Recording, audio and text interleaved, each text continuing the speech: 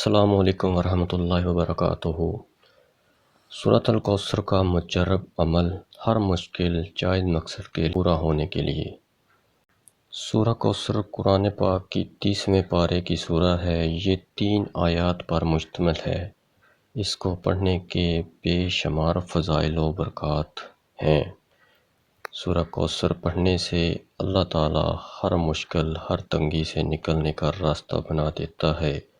اگر آپ کسی حاجت کو پورا کرنے کے لیے سورہ کوثر کو پڑھتے ہیں تو اللہ تعالیٰ آپ کی حاجت پوری فرما دیتا ہے۔ پڑھنے کا طریقہ: پہلے 2 رکعت نماز نفل حاجت کی نیت سے ادا کرنے ہیں۔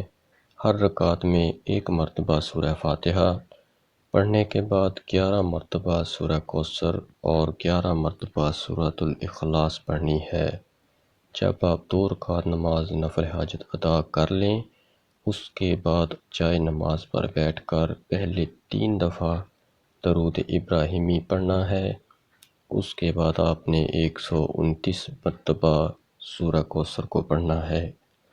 جب پڑھ لیں گے تو آپ نے آنکھیں بند کر کے مکمل توجہ سے اللہ تعالیٰ کا ایک اسم مبارک یا سمیع کو 100 مرتبہ حاجت کا تصور ذہن میں رکھ کر پڑھنا ہے۔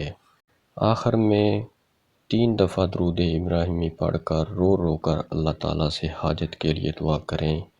انشاءاللہ جو بھی مانگیں گے صبح ہونے سے پہلے حاجت پوری ہو جائے گی۔ 5 وقت نماز پڑھنے کی پابندی ضرور کریں۔ ثواب کی نیت سے ویڈیو کو زیادہ سے زیادہ شیئر کر دیں۔